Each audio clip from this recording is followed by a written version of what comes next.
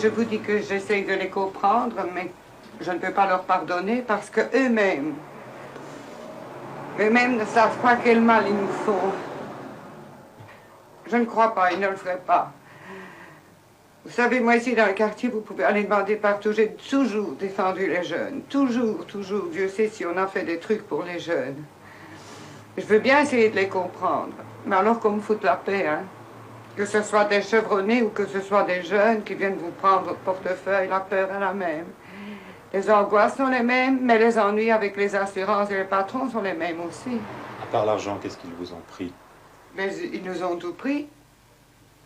Ils nous ont pris notre joie d'être installés dans un quartier pour toujours. Ils nous ont pris le bonheur de vivre ensemble parce que depuis le dernier hold-up, on est vraiment traumatisés, choqués. On ne vit plus quand le téléphone sonne dans la journée, même qu'on est fermé. Notre première idée, c'est quelque chose se passe. Les voisins charmants, qu'on pouvait s'occuper d'eux, peut-être même les aider dans leurs vieux jours. Il faut tout quitter, c'est ça qu'ils nous ont pris. Et ça, c'est vrai. À vous aussi. Merci, au revoir. Hein.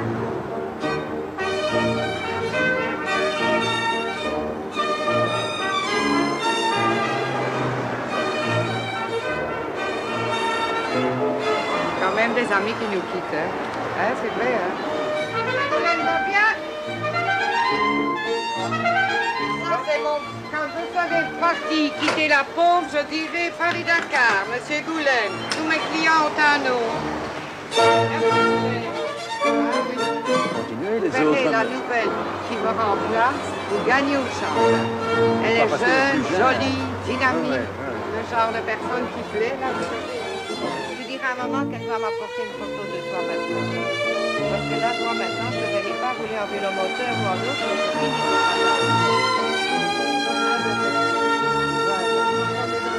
Mon bébé du tunnel.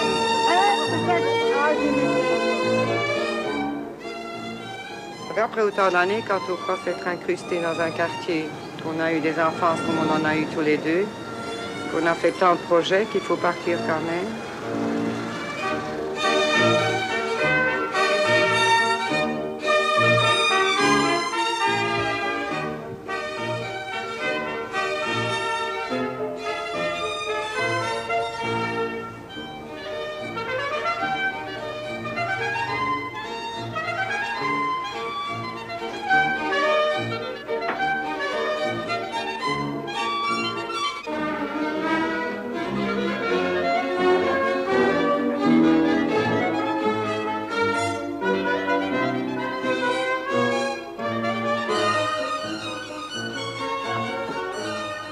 Qu'est-ce que vous allez devenir, vous, Charles?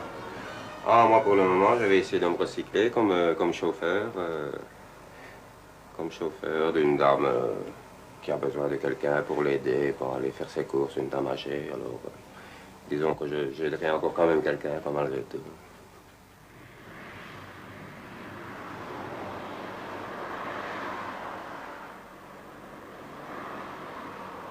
Mon mari est arrivé au résultat que nous avions, lui, 55 francs de l'heure et moi, 55 francs de l'heure. Ça vous fait combien au bout du mois, en moyenne?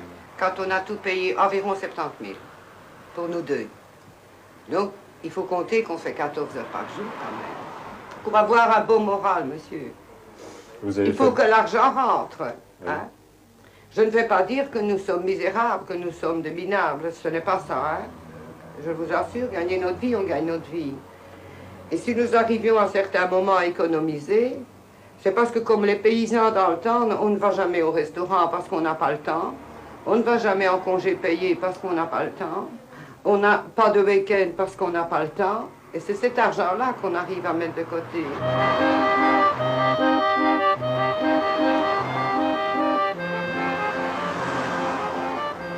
Ça, c'est une de nos plus anciennes habitantes du quartier. 2-3 fois par jour, elle va soigner ses chats sauvages. Et à chaque fois, c'est l'ancienne habitude des bois fortois, elle nous ramène des bois qu'elle coupe en petits morceaux pour se chauffer. Elle est malheureusement tout à fait muette. Elle est sourde. Elle vendait des légumes avec son papa. Elle a 84 ans. Ça met longtemps à être adopté dans un quartier comme celui-ci. C'est un village, c'est encore un village. On est à 5 minutes de la ville en voiture, mais c'est un village.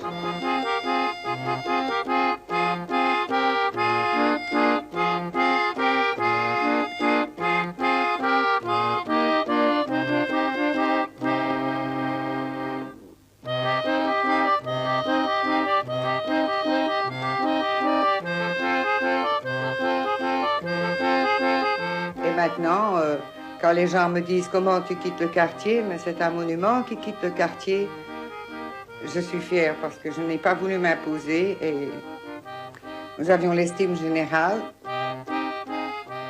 et l'amitié de tout le monde. Charles comme moi, on avait tout pour ne pas réussir dans la vie. J'ai moi-même eu une enfance malheureuse, j'ai été dans le besoin. Pendant 3 semaines, j'ai logé carrément sur les bancs dans un parc public. J'aurais pu très bien aussi, après une semaine sur les bancs, aller dire je vais dévaliser un magasin, quoi que ce soit. Je ne l'ai jamais fait.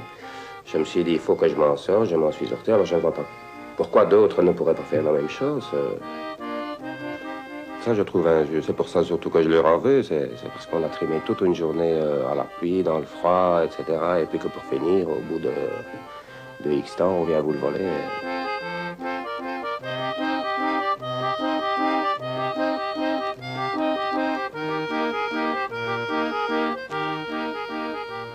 Eh bien, tous nos efforts, ils sont par terre. Ce que je n'arriverai pas à pardonner à ces jeunes-là, c'est de nous faire quitter le quartier que j'ai tant rêvé habiter. Je veux même dire à mon marchand de cercueil que je voulais même un enterrement original.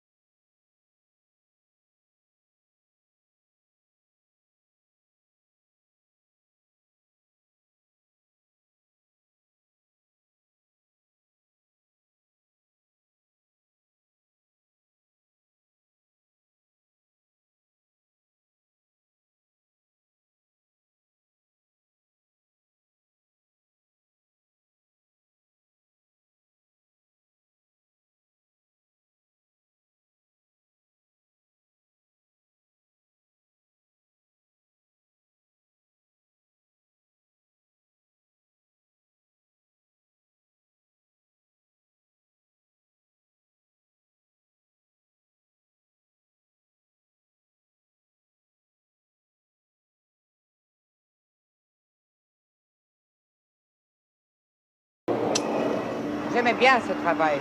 Été comme hiver, je l'aimais bien, mais pas tout ce qui est à côté, hein. Et pas tous ces contrôles, hein, monsieur. Contrôle de CK pour le timbre, contrôle citerne, contrôle de propreté, contrôle d'heure d'ouverture.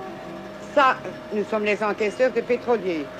Contrôle de l'État, TVA, contrôle impôt, à ne pas tricher. Alors que tout est clair et net enregistré, on vient nous chipoter, nous tracasser pour un justificatif de 900 francs pour une assurance. Donc c'est contrôle perpétuel. Alors qu'est-ce qu'il nous reste? Il n'y a personne avec nous au moment des coups durs. Mais personne, on est tout seul, hein, monsieur? Tout seul. On est tout seul, hein? Il n'y a personne avec nous, hein? Ça, c'est pas vrai, hein? Non, non. Voilà. C'est une vie qu'on quitte et c'est une autre qu'on commence, hein? J'espère qu'on sera quand même mieux considérés, hein? Hein? Voilà, voilà. Eh bien, je vous souhaite bonne chance. J'ai pas plus, moi. Bon travail, madame.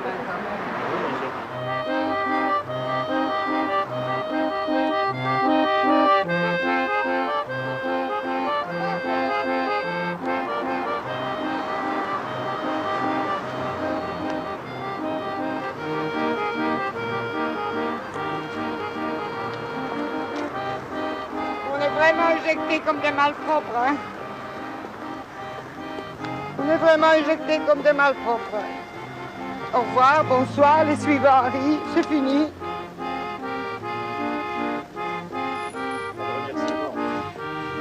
Des remerciements, monsieur, pourquoi? On a des numéros, hein. On a donné tout ce qu'on a pu donner, j'ai l'impression. Maintenant, on ne sait plus donner. Fini. Pour eux, on a bien gagné notre vie, alors ils doivent pas nous remercier. Hein? On est au XXe siècle, hein. Alors quand même 14 heures par jour, dites, avec tous les risques. Le beau temps, le mauvais temps, vous ne pouvez pas manger, vous n'avez pas de vie intime, ça n'existe pas. Vous ne vivez que pour les clients et pour la firme qui vous emploie.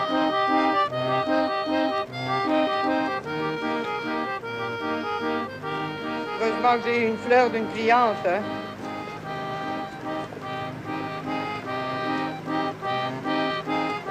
Et tout ça va quitter. Tout ça après avoir cru qu'on allait faire fortune. On était dans une petite maison, on donnait 2000 francs de loyer, on n'aurait pu y rester, on y a cru. On va rester avec Dolph, avec Mencken, avec ce quartier qu'on aimait tant. C'est fini. Voilà. C'est indifférent, c'est impersonnel, c'est froid, mais c'est fini. Voilà.